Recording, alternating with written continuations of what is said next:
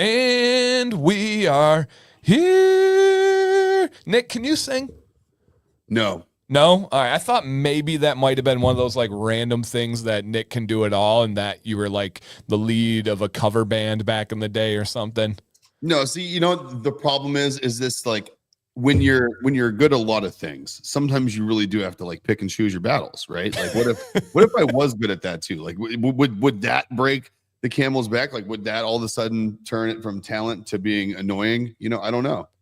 It might. There are people like that where it's like, no, you should not be able to do that. So, you know, I sing alone, like with myself, like in a car, in a shower. And you know what it is? I'm just so damn good that I don't want that kind of attention. You know, I just don't. I don't need that kind of fame. You know, I like to stay modest. You know, I don't need to let, you know, my gorgeous Fergie-like singing voice get out, you know. Speaking of gorgeous, I needed a quick guest because, oh, it's my wife. That's gorgeous too. I thought it was going to be Violet. Hi, Samsy. Thank you. I asked her to have Violet deliver my water. Yep. But hey, that still works. Gorgeous too. So hey, that's the team right there. Okay, Nick, not known for his singing skills. It's a mystery of where the level is actually at. No, it is, and it's going to remain a mystery because I think it's way more fun that way. Yeah. But don't worry. When I do release my first solo album, it will be called Greatest Hits Volume 4, Edition 1, and it'll be all it's cracked up to be. I mean, the hype is real. I think everyone will, you know. And then imagine the SEO side of you dropping your first album as Greatest Hits Volume 4, and everyone's like, where are the other ones? I need to find the other ones. I need to Google them. And I'm like, I'm just gonna have like the most searched random things that don't exist ever. It's gonna be great. I like that plan a lot. Yeah, a lot. That's kind of like talking about bands that don't exist at concerts to see if people will say they've been to their shows before just for fun. Dude, I had a streak of probably 2 years where I would have conversations with people and I would entirely know that they don't know what they're talking about. And I never broke character. Still to this day, there was a dad I'll never forget. We got to talking about soccer and he said something. I'm like, oh, he doesn't know soccer. I'm like, all right, let me make up a player like, oh man, do you remember Frederick Burns? Oh, Freddie and stuff. And they just keep going and it's entirely made up. It's one of the coolest feelings ever, especially when you don't tell them. It's so like I very rarely have broken character. I kind of just keep that one to myself. I'm like, this is just for me. Yeah, it doesn't hurt them. Let's let them feel good. It doesn't. Yeah, it's not hurting anybody, and they know what they're doing. You know, it's fine. It's not like they don't know what they're doing. They're doing it very intentionally. Right. I'm even more concerned if they don't know what they're doing. See, that's when it's almost like you really don't want to break character because that's when you like shatter someone's pathological existence and they could turn into like love knife material then all of a sudden, you know? Yep. And it's so many thoughts, just like we do anything, guys. And we'll do a proper welcome in a second here. But it's such an interesting exercise in human nature. So true. I do the same thing. I still do this one when I feel like somebody is just doing the pass by. How you doing? I like to say something outrageous to see if they even are listening or if they're just like, yeah, me too. Good. It's like, how you doing? Lost my pinky toe and it's replaced with a peanut, but I'm all right. Yeah. And then see what they say. Yeah, exactly right. Yep. And just chanting. Looking for my raccoon. What are you doing? Literally something just like that. Yeah. Exactly right. Just chasing possums through holes in roofs. What have you been up to all day? And they're like, nothing, you know, just kind of going to the grocery store and why not? Yep. Another day. That's what he said. Another day. Yeah. And Channing goes, oh, hearing people talk cars and knowing when they're smart enough to be yeah.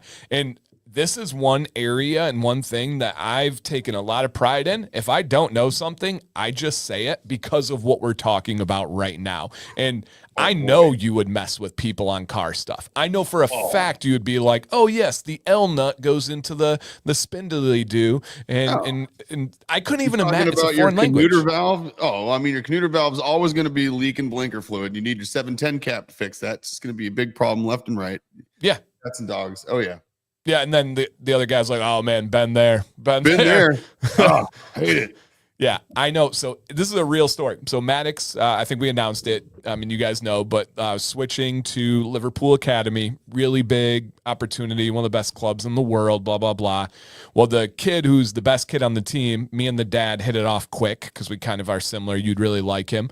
Well, he owns his own business, and it's specific to a certain type of BMW engine. He does like, I was looking at some of the stuff. It's like a magnetic plug he does like a magnetic plug for where the oil changes. So there's like a little like bubble that goes around. Metal shavings. Yeah. And collects the metal shavings. And then he does all this stuff specific to one BMW engine. And he was telling me how interesting the beard community is and how it mimics his community with this BMW engine. Oh, I'm very much guessing so. Yeah, and that they all came together with like a common passion, and now they're like his closest friends. And I'm like, yes. When do I break it to him that I know nothing about the thing he knows the most in the world about? Like I know he knows. Don't worry. And I hope so, because I'm not. I don't try to put up a front at all. The answer is he already knows. Yeah, and I'm sure, and that's okay with me. I feel like I got a couple points with a Forerunner because I'm like, car people, they like those, but I don't know. But well, the cool thing about the Forerunner, cult too, I mean club, is that you don't really have to know mechanically much about the vehicle. Nothing. Right? You have to know about what you like to drive it, right. What you like to do to accessorize it. Like you can be someone who knows about lots of really cool mud flaps and paint and like be super duper into Forerunners. And like, you're just as welcome there as someone who works on their engines. I do like that a lot. And that's kind of the cool thing about it is like, it's not what people don't realize about that is there's people who specialize in screen printing shirts that like have to do with, whatever car people are into, you know what I mean? And those people are just as welcome in the club. And they don't even touch metal or engine or grease or anything. Yep. And look at Big Red. So there's a new guy at my store asked me if diesels have ignition coils and if they don't have spark plugs. I said yes, just to mess with him. Perfect.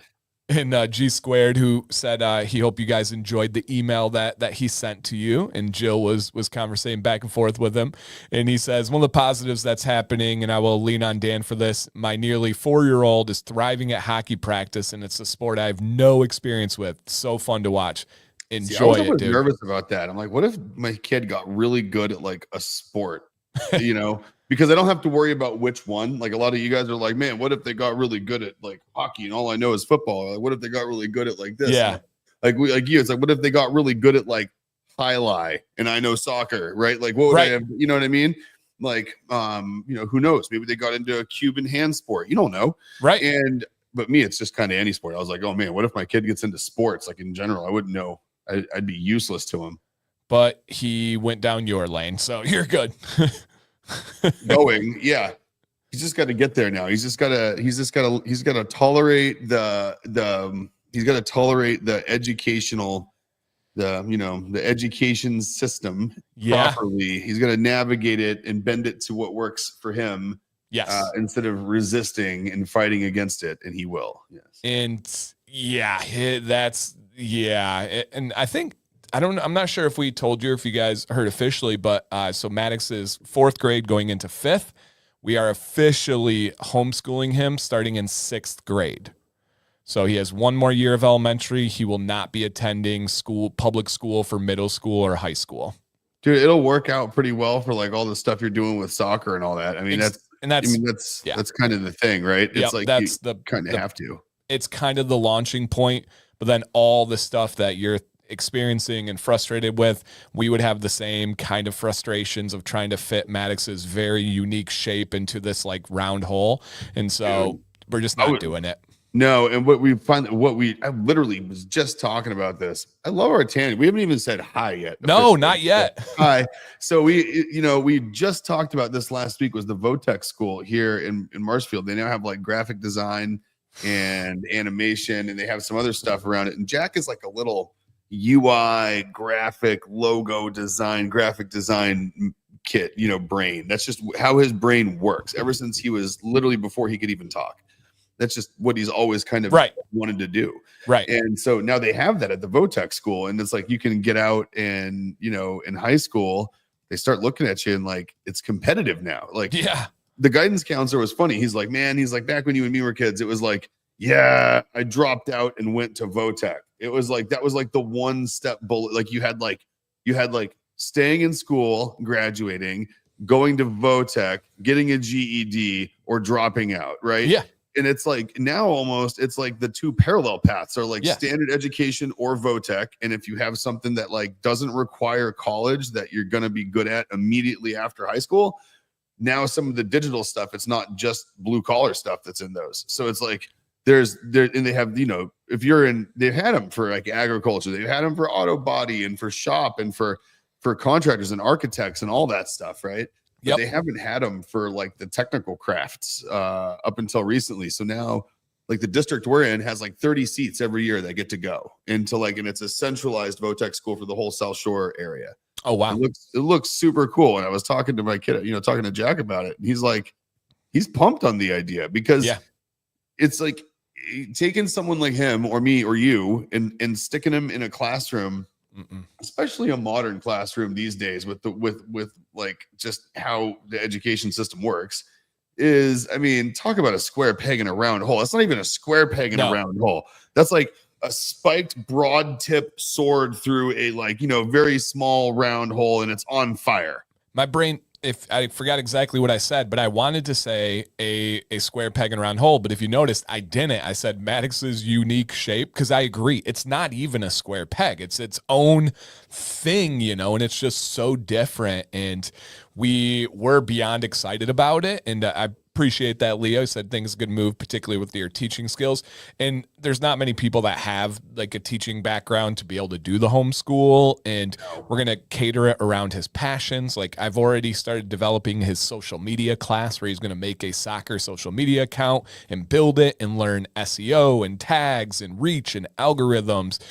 There's so many unbelievable things. We actually solidified and made it official on our hike in the Smokies because we went to this like spot by a waterfall, and there was a bunch of people looking at two different areas. In one area, there was like this big round cutout, and there were a bunch of frogs, and it was like a mating hole. And then on the other area, I'd never seen frog eggs before, and they're all in this like spiral little line. And you could literally see the biology lesson happen in front of us. You saw the frogs, you saw the mating, you saw the eggs, you saw where they were going to be tadpoles eventually and the whole thing. And I'm like, taking him on a hike and going to see this is what, 3 months of schooling worth as far as memories and impact. And I was just like, done.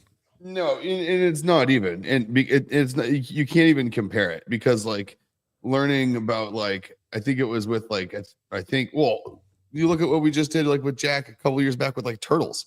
Same thing, went like on a hike, went next to a body of water, and there's turtles crawling out of the water and going to like scoop out sand and lay eggs in the sand. Had basically the same whole thing, right? Like the whole life cycle out of the water, semi-amphibious animal kind of discussion with him. And we were talking about it, and I was like, and I'm like, did you learn about this in school? He's like, yeah. He's like, I think. He's like, yeah, tadpoles. Okay, yeah, kind of. But it's like, it didn't stick. You know what I mean? Yeah, 100%. You can't see it, and you know, but there's no experience around it. So it's just kind of like, I think unless you have something like I'm the type of person where unless I have a way to apply what I'm learning pretty much right away to learning it, or I learn it in the process of doing something, I don't really retain stuff. Right. Like I'm not a read something way ahead of time, retain it, and then use it kind of person. Like I want to kind of learn tactical information, if you will, that's like immediately applicable. 100%. I don't even want to learn it ahead of time because I know it's dang near worthless. Yeah, it's just and you don't know. There's no frame of reference to what you need to learn. You're learning a bunch of stuff and you use 10% of it. Like, why not just learn that 10% and then get really, really deep into it, right? Right, for sure. And so, yeah, and Leo, this was something that really struck me too.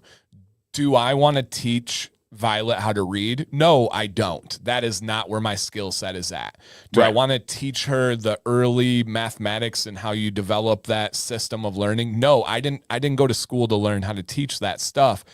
Once that's all really well established, from there, I got it, and I'm good. But that's a really good point, because I don't know how to teach that stuff, and No, thankfully, the elementary school system is been the least impacted by a bunch of the garbage going on, I think it's and the it's least broken. yeah, it is. It is. It's middle school and high school where it really makes a difference. And those are those like puberty years, those developmental years, even more so than the younger ones, where they're super impressionable, especially a kid like Maddox. He's like a golden retriever. He just wants to do good. He just wants everybody to like him. He's a people pleaser. And so it's like, yeah, there's pretty much every direction we look, it's just the right choice. It just Yeah, simply is the right choice for us. it makes a ton of sense. Okay. All right. We have our Just reading. I was reading G squared. Yes, I did. Thanks for the email, and I'm glad you got your package. I've been doing some wood carvings and here and there, just been sending them out to random people, friends and stuff. And I had a good one that for some reason reminded me of Mr. G squared, so I sent it out. So that was cool. And I've actually been doing. We'll probably do another stream down in the wood shop soon enough, because there's been just a ton of stuff going on down there. I'm doing like, obviously it's like we closed down the commercial wood shop, mine anyway. Now it's someone else's retail wood shop down there, but I still have the, my little wood shop space and my CNC machine and all that good stuff down there. And so been working on some just neat stuff, doing some things for a fundraiser that someone's doing something else for just to help out a friend that's relocating offices. But then I'm also on the art side of things, doing some neat stuff with kind of turning photos into some carvings, but then also I've been doing some 3D modeling. That's nuts. I have an example of one actually here that's pretty cool. I can show you that I came up with the idea that I wanted to 3D model our dog's face, to do a wood carving on a piece of wood of his face. And so, I got this app. It's called Polycam. It's pretty cool on your iPhone. It uses the LiDAR sensor, and you can map objects with it. You can map anything you want. Like you can map this can of Fresca, and you could map it, and it would actually take the texture, the image, everything about what you're moving around it, and it saves it as an STL file or an OBJ package, one of those 3D map files. And so you have a mesh, you have a polygon mesh. And so they use it for commercial applications quite a bit. They use it for scanning everything from buildings to floor plans to radio towers to shoes. So it's really powerful, and you can use it right with your phone, as long as your phone has one of the ones with the LiDAR sensor in it, like the 16 and the iPhone 16. So you got I was like, okay, cool. Like, this is neat. I'm going to scan Sir. And I did. And I tried to figure out how to bring it into the CNC software. But what I was left with was like a literal, think of like a head, right? Like one of our heads being 3D mapped. Like, how would you carve that into a piece of wood if you had the physical thing? That would be more like a sculpt, So then I got to thinking, like, how the hell do you, take the 3D likeness and flatten it? Like, think of like the face of a coin, like a quarter, right? Or like a nickel. Like, you have the full 3D look of a face carved into a flat surface, right? Right. But how do you maintain the likeness of something? So I figured that part out. So I figured out how to basically 3D map something, and then I create another 3D model out of the polygon mesh that I get out of Polycam there.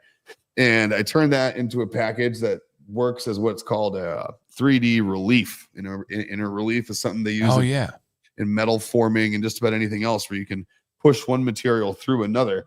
And I use that in the CNC. So, for example, I'm able to take like a full-on 3D map model of Sir, and I just came off the CNC machine, and it's only, I think this is about a half an inch thick of a carved surface, but you get like, there we go, the full detail of his face. It's hard in the light. Yeah, right to the side, we should be able to see it, I think. Maybe what I'll do, hold on, let me kill the key light. Bring it down. Bring it down. Oh, yeah. There it is. Wow. Whoa, that's cool. Whoa. So what you end up getting is this, like, you look at the thickness, it's not thick. It's only like a half an inch thick, but it gives you the Whoa. whole perspective that you would get of like the 3D model. And so it's a really neat process. And I even figured out how to take a couple of them. There we go. There's some cool shadows. Yeah, the texture. He's looking up, right? And so when you stain it and get the color into the wood, it kind of pops a lot more, and you can kind of darken up the eyes and some stuff like that. But it's basically a cool process of like taking 3D mapping, taking that and flattening it, and turning that into a tool path. And so it's like kind of like photography mixed with 3D modeling, mixed with AutoCAD, mixed with CNC tooling software. It's kind of like technology. Mixed everything in one. It's like mixed media art, but mixed technology art. Man, everybody liked that. G Squared said, OMG. JB said, that's awesome. Kev said, interesting. Leo said, wow. Justin said, that's so cool. Brad said, that's pretty cool. That was really, really cool. Now, what's something that you would do with that? Like, what's the end result? Just wall art. So what I'm going to do with these, this was on a test piece, but some of this wood that I've been messing with lately is really cool. Actually, I should probably, if Jill wanted to run down to the epoxy room and grab like the cut out part of the wolf that I was just working on down there for the JPH Foundation in Marshfield, and felt like bringing it up, she could do that. But the wood staining and like what you can get out of some of the patterns of these woods is like super, super cool. Just even on its own as like a wood panel on a wall. So now I can take multiple faces, everything from, family portraits of groups into like a really cool piece of walnut, and carve it out and stain it with nice edging on it. And it's like a wooden version of like a portrait essentially. So it's like freezing things in carbonite if you're Han Solo, or your Boba Fett rather, but instead of carbonite, it's wood. So I can freeze things in wood now.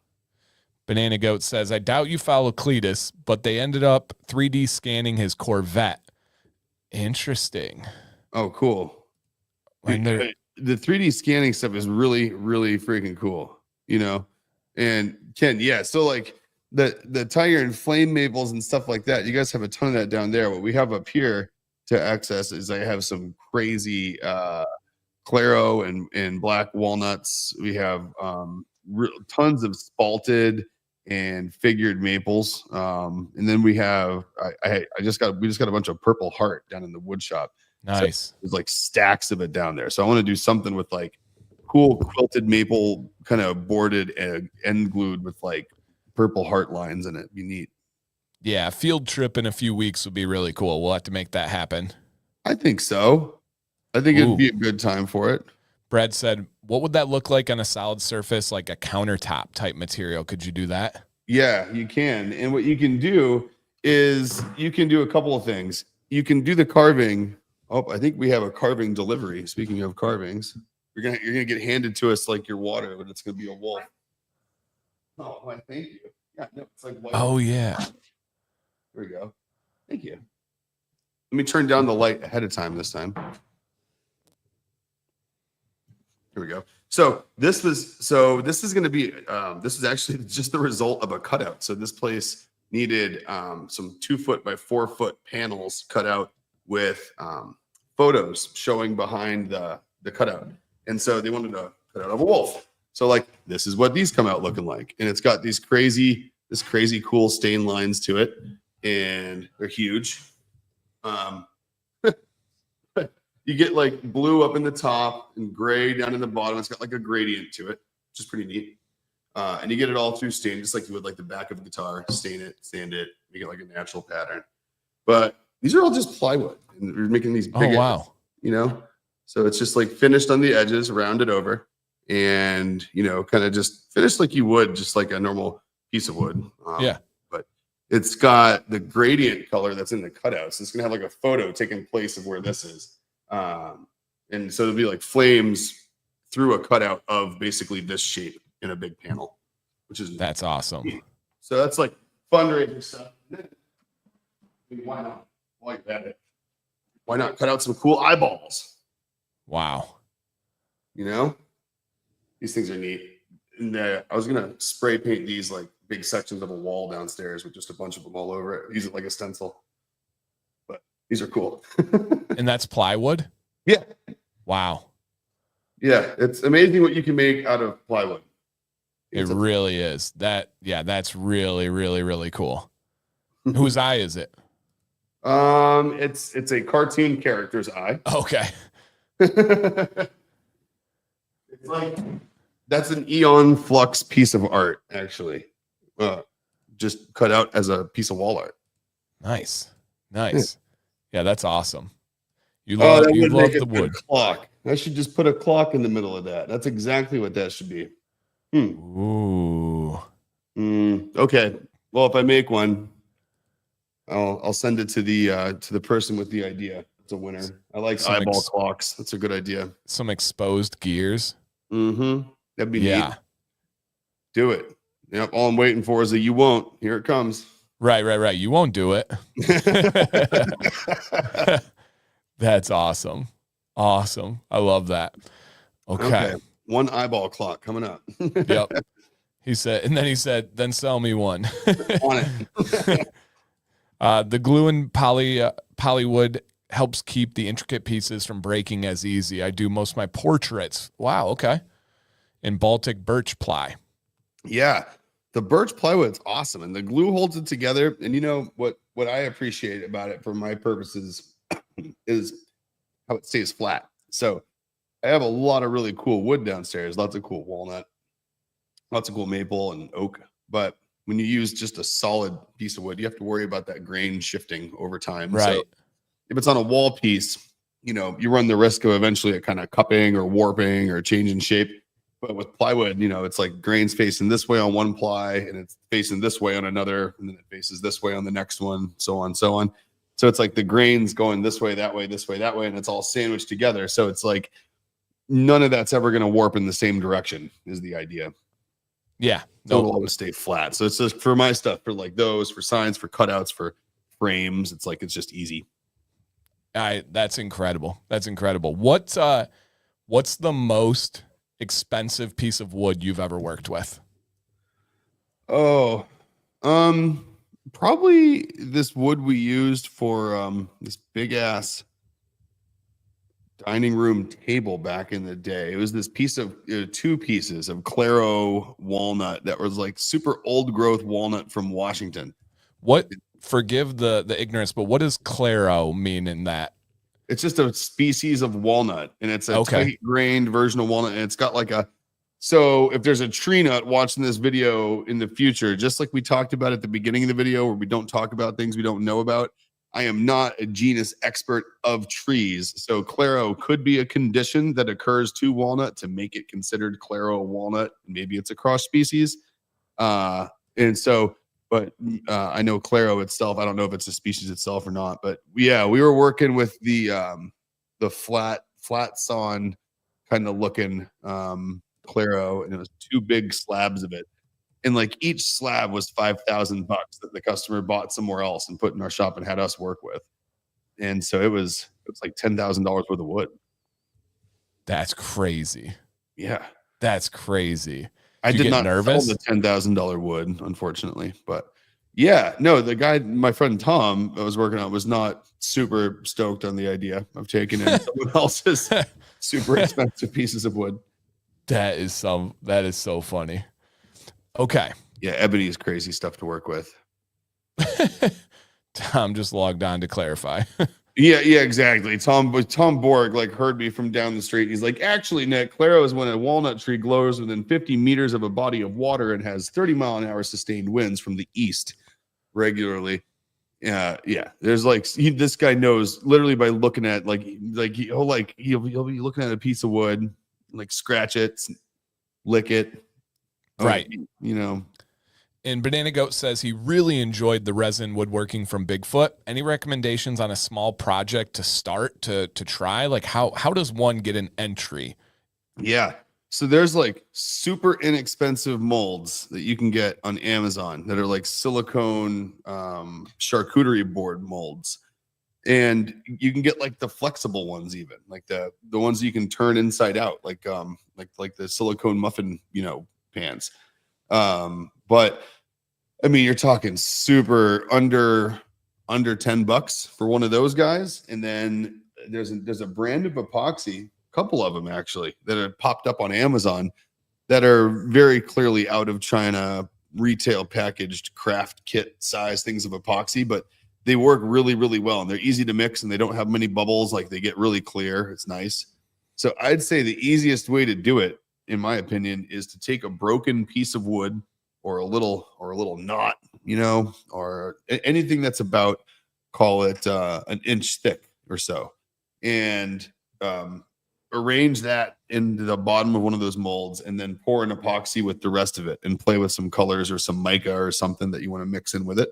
But just start with little, maybe that's like 8-inch by 12-inch silicone molds, and make small charcuterie boards. And then you can make little trays or charcuterie boards. And what that'll help you do is a couple of things. You'll get used to mixing epoxy. You'll get used to mixing in color to epoxy. You'll get used to pouring it. You'll get used to working bubbles out of it.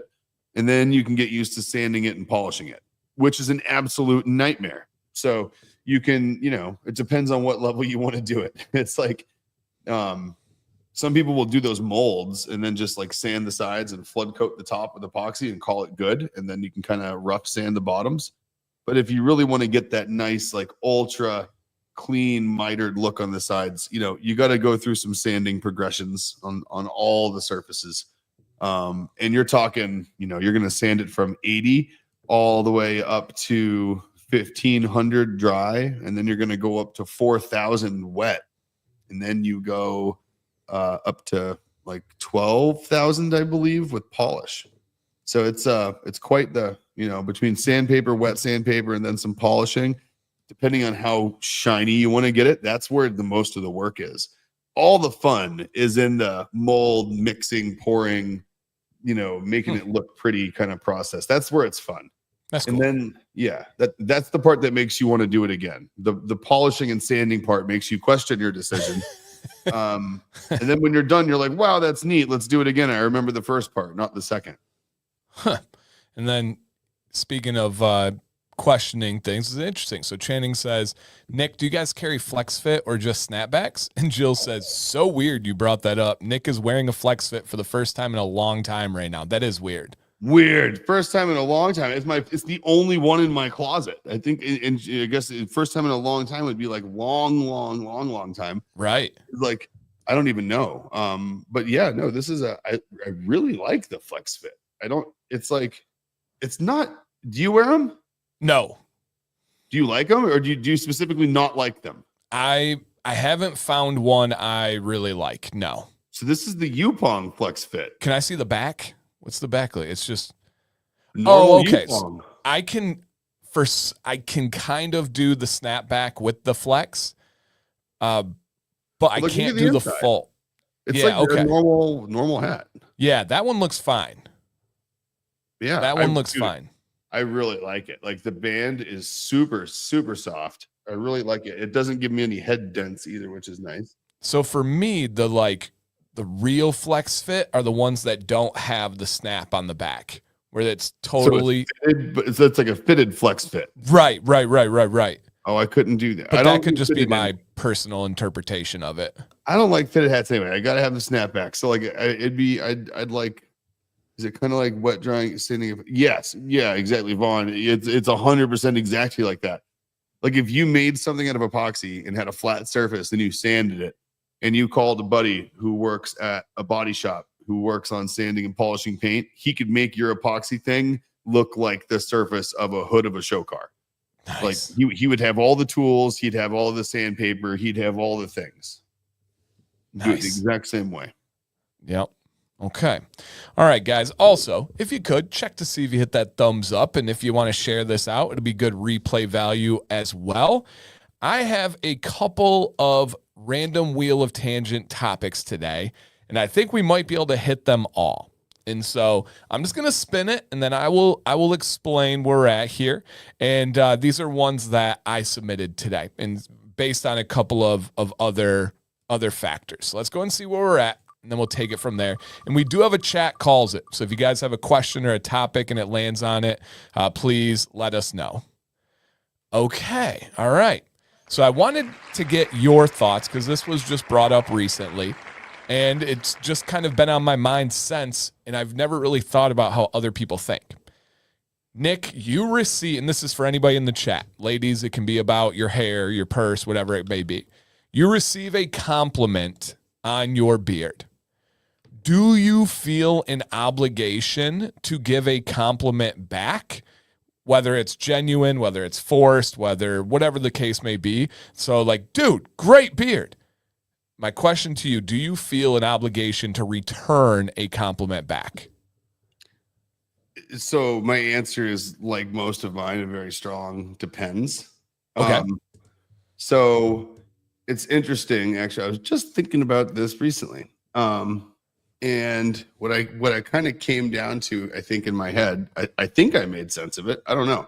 Maybe talking about it now out loud, it won't make sense again. I don't know. Fair warning. I think I feel compelled to return a compliment more when there's an audience of people who have heard me receive a compliment than I am compelled to return a compliment when it's one-on-one with somebody giving me a compliment, because I feel like I can respond in a way directly to a person giving me a compliment in a genuine way that lets that person know that like I appreciate what they said, right? And I do feel that returning a compliment right away kind of cheapens what the person said to you in a way, or it could be perceived that way. So I'm always cautious of that, right? Yep. But I think where I do feel compelled to return a compliment, like if somebody says something about my beard, hey, yeah, nice beard. I've never seen one so long, right? Sitting at a bar, whatever it is. That's like what I would probably hear 20 times a day, right? And if there's a group of people who all then kind of look when that person says that, I don't want that group of people to think that I'm like full of myself. Right. I'm like, damn right it is, right? Like I don't want them to get that kind of impression. Right. So when I will feel compelled to say, thanks. Yours is looking good too. If it's a guy with a beard, or if it's a girl with, loud glasses, thanks. I love your glasses. Like what, I did a couple weekends ago, like whatever it is. Right. But I do feel like for some reason, I feel the need to deflect a little bit when it's like a group of people around, because I don't want them to think I'm full of myself. So I think I do that. And I'm not sure it's all the time very super duper genuine, which isn't great, I guess, but I do feel compelled to do it sometimes when there's a group. Yeah, I almost always do. And what really got me thinking is I'm out and about with Violet a lot, right? And people always want to say, like, you have beautiful hair because she's got long, wavy hair, or you're so sweet. And Violet always returns with like a unique compliment. So like today, we were at her play therapy, and there was an elderly lady who complimented her, and then Violet goes, I love your socks, and her socks were purple. And so like Violet meant it. And I get everything in the chat, and like your mom says, I don't believe the back compliments are sincere. Right. But I don't know if that's true. And let me break that situation Sometimes down to the unfiltered eyes of a child. Mm-hmm. When Violet gets a compliment, we didn't teach her this. It may have been observational because I do it, but she always gives a compliment back. Now, if we were to go 4 hours later and say, hey, Violet, those purple socks that you said you really liked, did you like those socks? She's going to say, yeah, they were super cute. And so it's like, it was sincere. Pretty much every time when she returns the compliment, it is sincere. Now, what if she initiated it? I don't know. But I don't know if it makes it less sincere because you were prompted or like nudged or had a different way to go about it. Because with beards, and I said this last night, I do the same exact thing. I return almost always a compliment, and it's almost always real and genuine, but I just make it for them. Whether it's, oh my God, the color on your beard is incredible, dude. Or I love the texture of your beard. I try to find something genuine, and I'm the same way. I don't ever want to be like, hey, man, great beard. Well, thank you. I work very hard on it, and I love it. But But I get the other side. I get people being like, well, if someone compliments you, you don't have to. It's not. So it's just a tough one. My brain's kind of been going in circles on that. And that's why mine was too. And that's kind of why I decided to like kind of zoom out a little bit and look at like maybe external forces that are situational around each time that I do something different. Because I've been thinking about that lately. Like, someone asks you, what do you think about when X, Y, and Z happens? Or what do you do when a certain thing happens or someone says something, and once in a while you'll find yourself at kind of like, oh, well, sometimes it's this, sometimes it's that. Well, I kind of wonder with like a lot of stuff, like why is it sometimes that and sometimes other stuff, right? And I think it comes down to like very, very situational differences, But I think if we actually pulled data, if we turned into AI and we analyzed all of the situations, like let's take this one in particular, compliments, I would bet a lot that people have tendencies, and I don't think it's as situational as you would guess. I think the people that are more inclined to return a compliment do it a vast majority of the time. Oh, I think so. And the people that do not do it a vast majority of the time. And there definitely can be some nuanced differences, but I know I'm inclined to do it. I know it's just kind of naturally how I am. And I get like introverted and the whole like different personalities. It was just really interesting to think about. And then literally my kid doing it today and then being like, oh my gosh, okay, interesting. And so there's no right or wrong answer. It all comes down to personality and everything. So yeah, it's all over the place for me. But Jill's so dead on when she gets a compliment. It's thanks. I actually got it TJ Maxx, $19.99 on sale. Because I don't know if it's a universal girl rule or if it's just a New England girl rule. But if a girl tells another girl that she likes something that she's wearing, you are supposed to respond with where you got it, how long ago, and how much it was. That's like standard issue, standard protocol. Yep. And this shows you're grounded. You shop at a sale. Like, yeah, I get it. I don't know. That. I'm sure there's all sorts of invisible chess going on there, but I don't know to what extent. Yeah. Yep. Yeah. Jill's like, they wouldn't say they liked it if they didn't want to know. That's their way of asking. That's their way of asking. Where do I get that? Love that. All right. Let's run it again. Run it, my friends, here, and let's see where we land. Okay. This one had to be done today. It had to be done today. And I just want you're the one who knew Cracker Nasty the most. I had little bits of experience with him in conversation. And then the chat, that was their first introduction. And so just to reflect, Channing says, yes, just to reflect on the Cracker Nasty introduction, interview, stream, what comes to mind first for you, Nick, as you walked away and as we've had a week to reflect, what's on your mind for Cracker Nasty's interview? I walked away thinking he was so well behaved. He was. I just, I was just so impressed.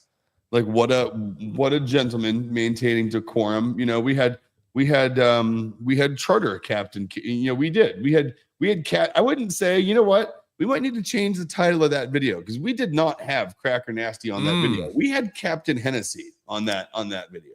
Okay. I don't know if we can use Hennessy, but yeah, I get where you're at. Yep, that was Captain Hennessy. Yeah, he was.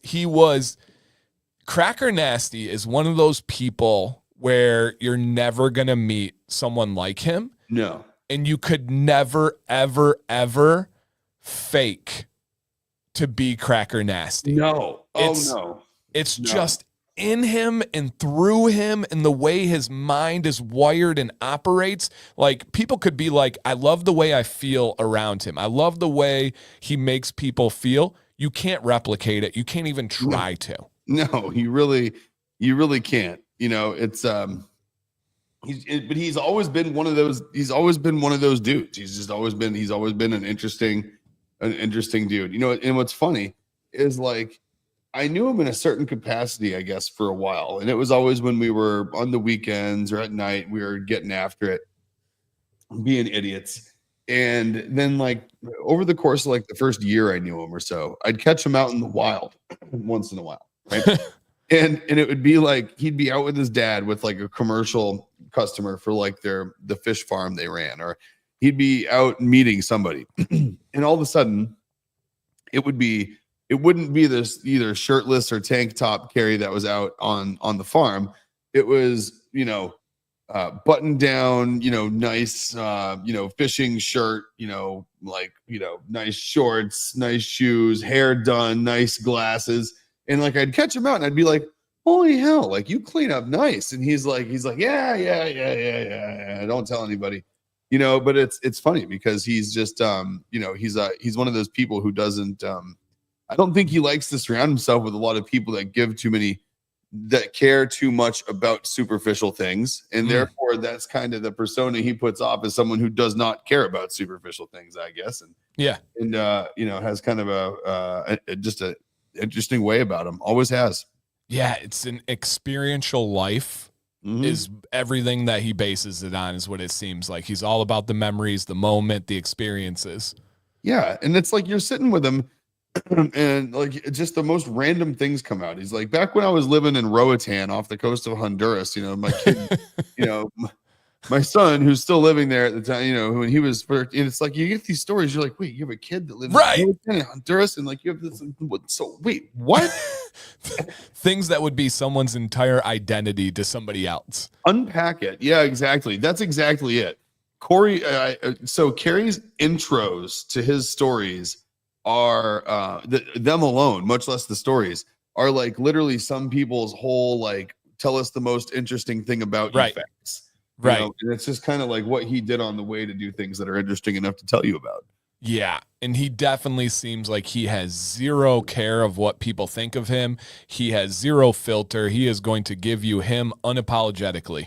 So he does, interestingly enough, though, I'll call him out right now. I know for a fact Carrie cares what people think about him. And that's interesting. Yeah, he does. He analyzes his the way he comes off, and like and so that's, but one, I guess that's actually a good point. He wouldn't smack me for saying it because it's not true. He'd be like, don't give it away. And I think what it is like everything he does, I think is much more intentional than he comes off. He's one of those people. So although there's lots of crazy stories, I think it was all very calculated. Okay. I like it. Yeah. Well, hopefully, chat, we can get Mr. Cracker Nasty back again in the nearish future, or maybe Nick in person with him. That'd be kind of cool. To that note, we're thinking about going down. I want everyone talks about how you can't, when it's like when a climate has hot summers, they're like, yeah, who cares if it gets hot? You don't have to shovel the heat, this and that. I just wanted to give Jack and Jill a taste of summer in Florida to see just if they could ever tolerate it, just for fun. So we're going to go probably like, I don't know, August, and go just spend like a week down there. So if we're going to spend some time in Tampa, I figured while we're at it, we'd probably shoot down to Marathon and spend a couple of days down there with Cracker Nasty. So if we do that, oh yeah, if we do that, we'll definitely time it to where like, and it would be after a weekend. We would do a weekend in Tampa. We would shoot down to Marathon. It'd be the beginning of the week. We'd be there for a Tuesday. Then we would just shoot a stream there on a Tuesday. Perfect. And you got to introduce my buddy Eric to him. He said he needs to be friends with him. Oh yeah, absolutely. Come on down. Perfect. Okay. We're going to spin this until we get to the red one here. So it might be two, but we're going to do it official. All right, give me another spin. Nope, not yet, chat, because we gotta get to this one. I got a full. If it goes here, I'll just remove the other one. All right. So we had a really long discussion last night on stream, and it's very interesting in how it relates to you. And so it's financial incentives is kind of the umbrella, but that doesn't do a good job of explaining what we're going to talk about. So let me direct you somewhere real quick. This website looks familiar. It's the Dr. Nick's website. Yeah, I know that place. Brought up a beard oil. Scroll down to your beard oil ingredients. And the second oil listed on the bottle is jojoba. Yes. You guys use jojoba? Yes, sir. Okay. Well, that's why. That would be why it's on the bottle. Okay, I wanted to verify. Okay, got it. We got the ground clear here. And I want your perspective on this because you have turned your last name into a verb. And if you guys are unfamiliar, Nick's last name is Phelps. And Phelps is a name, but how it's a verb is you can Phelps something, which means you research it to death. Like front, back, sideways, like unbelievable layers of research. Now, something like a company that you've put years of time, thousands and thousands of dollars into, I would assume you have researched, I don't know, like your carriers that are used in all your products, you know, and this is from and so extensively. Okay. So Reddit, you know, one of our favorite places on earth. Oh yeah. Front page of the internet. Yeah. There's two substantial beard forums. One is called Beards and one is called Beard Talk. And there's a very loud voice on Reddit, and it's a company, and they have made their mark to be loud by being on an absolute tirade against jojoba. And I'll tell you why, and then I'll tell you the impact. So it's a beard company owner who does not use jojoba, and every week or so has this massive long AI-like response of why jojoba's bad. And then they include a ton of studies that they just do like MLA citing. They don't even usually include links. And I've never found one of the studies to talk about anything that they are saying it talks about, which is a whole side story to it. But where it gets extra complicated is on the second biggest beard forum on Reddit, they are a moderator and they have the tag Guru, this company. And so any recommendations of any companies that use jojoba, this moderator team comes in and absolutely just strikes it down and talks about how terrible it is. So their take on jojoba is that jojoba does not absorb into skin or skin and hair, okay? And they say does not, like it just simply seals and coats, and it will never because it's a liquid wax. And now it is a liquid wax technically. But let's walk on this journey of just going from simple to more complicated. The reason it's called a wax is a waxy fat. Right. Yeah. Right. It's exactly. And so here, I did a simple Google search. Does jojoba absorb into skin and hair? Yes, jojoba is known for its excellent absorption into both skin and hair. Okay, but that's AI, all right. I know there's articles, there's Healthline, there's all these different things, okay? And, oh, look at Reddit. Crazy how that works, right? Cleveland Clinic. Okay, got it. All right, maybe we pop over to, let's go to AI, right? And which uses information from the internet and is pretty good at it if you know what you're doing. Does jojoba oil absorb into skin and hair? Let's see what the culmination of the internet has. Yes, it does absorb into the skin and hair, but with some unique characteristics, which, by the way, the unique characteristics are amazing, such as it will seal and coat moisture that's already there, but it still allows moisture to come in, and it doesn't stop moisture from coming in. It just locks the good moisture in. And then let's take it a step further.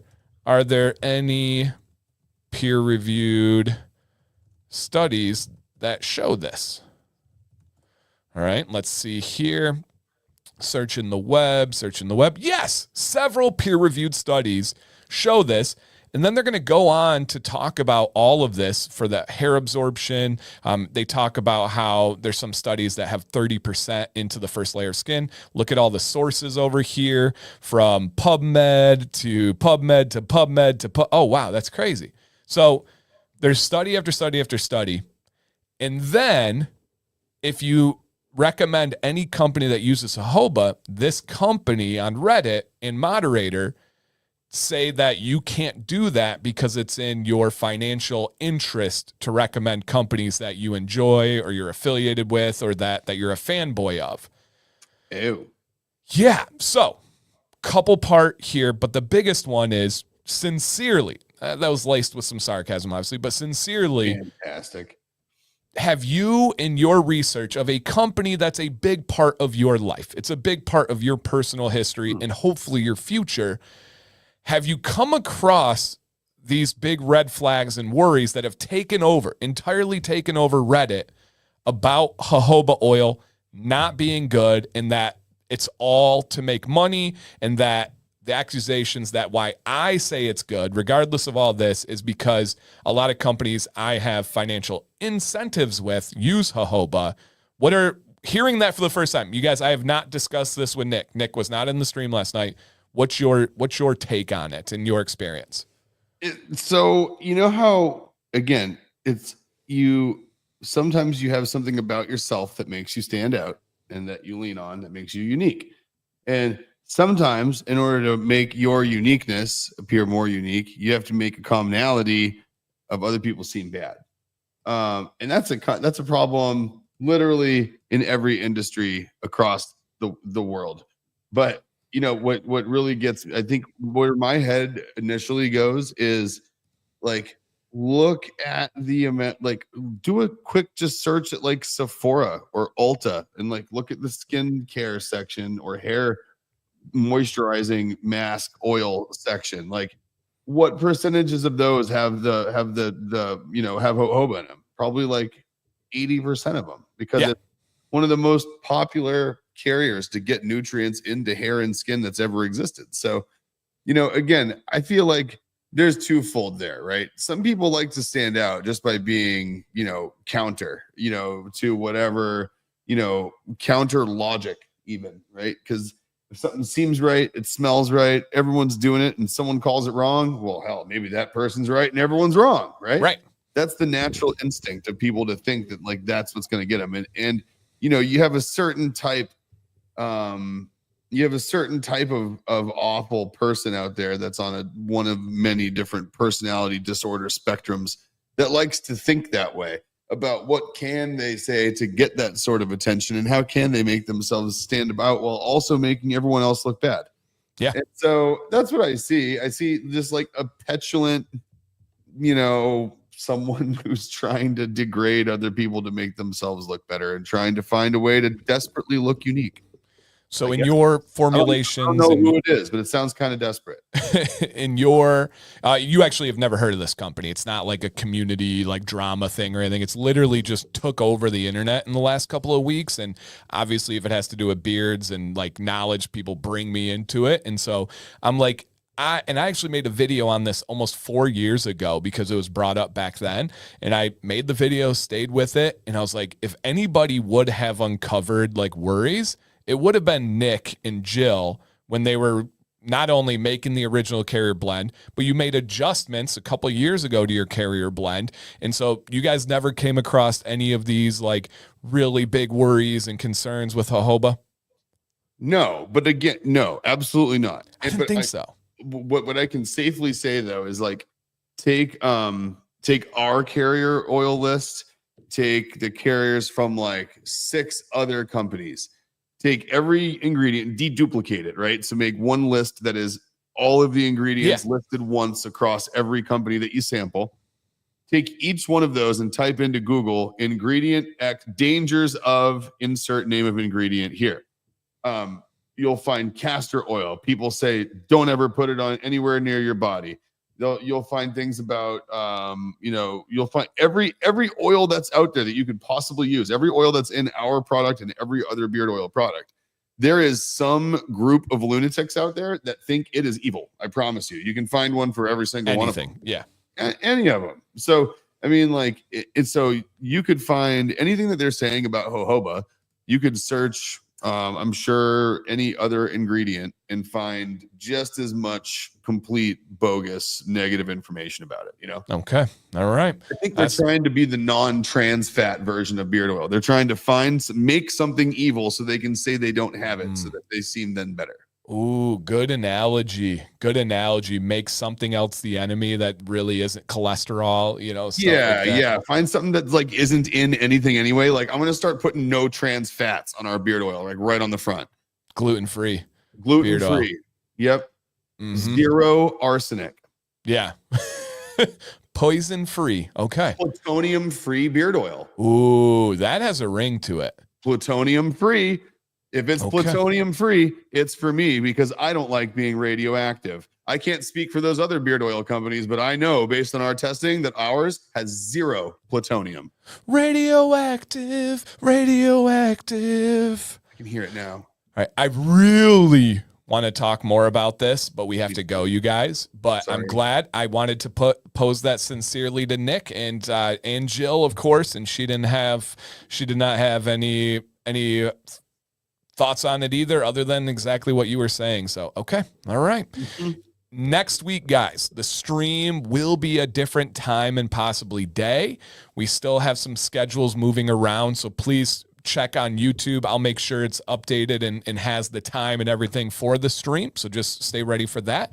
And then also social media. It'll be on Facebook. It'll be on Instagram. You don't even have to have social media, you guys, to stay up to date with companies. If you're like, I'm not a social media person, if you just like type on Google Dr. Nick's social media or Dr. Nick's Instagram or even just Dr. Nick's, it'll pop up and you can view it publicly too. So I'll be sure to get the word out there for you guys on my socials as well to keep you posted. But stay tuned for next week. We are entering kind of the end of the school year, summer craziness, all that type of stuff. But you know, we got your back, you guys. And yeah, for me, thank you guys for hanging out today. That was freaking awesome. Loved how we started, loved how we finished. This is our community. This is what we love and enjoy and truly makes our day. So shout out to you guys. I'll kick it to Nick for the final send off. Oh man, I don't, like you said, I don't know where we're going to be and what time it's going to be, what day it's going to be. Moving target. We might even, you know what we should do? We might even want to send out like a text message. That I was literally thinking the same thing. Yep. An SMS to our that bad boy out there. Yep. You know, once my people call Dan's people and then those people get back to my people, they got a couple other people they got to talk to, and then they're going to get back to us. Yep. And then we're going to get back to you. Yep. And then we're going to see you at some point next week. It will happen. It will. All right, guys. Well, stay amazing.